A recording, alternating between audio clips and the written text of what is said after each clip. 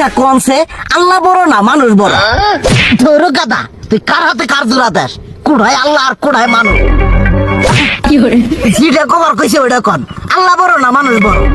আল্লাহই তো বড়। আল্লাহ বড়, তাহলে আল্লাহর কথা না হইনা মানুষের কথা শুনেন কে? তুই কি কইতাছস? কি আর আল্লাহর কথা মানে না মানুষের কথা মানে? হ্যাঁ, কি আর মানুষের কথা শুনেন তাই না?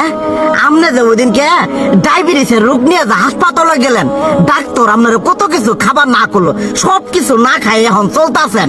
তাহলে আল্লাহ যে আপনারে কইছে যে হারাম খাবার না, সুদ খাবার না, কই আপনি তো কাম কাজ বাদ দিয়ে এলাকার মধ্যে টাকা পয়সা না গায়ে খালি ওইলে দিয়েই খান। নিজেরা টিয়াও হালাল ভাবে কামাই করেন না, ওই সুদ তো না কয়টা টিয়া করে লাভ আহে ওইলে দিয়ে দিয়ে চলেন আর পেট বড় বানাইছেন।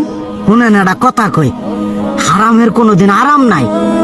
হালাল পথে রুজি রোজগার করেন, প্রয়োজনে এড়া বেলা কম খায়েন, তাও শরীর পিণ্ডও ভালো থাকবো, কোনো রোগ বেদও হবো না, আরামও পাবেন, আল্লাহও খুশি থাকবো। তুই আমার এইভাবে বুঝাবি আগে কইলি না কে? আসলে এই বিষয়টা তো আমি কখনো মাথায় এইভাবে নিইনি যে আমাদের কখনো ডাক্তার নিষেধ করলে ঠিকই আমরা নিষেধ মানি, কিন্তু উপর আলাদা কত কিছু নিষেধ করে দিয়ে সেটা মানি না।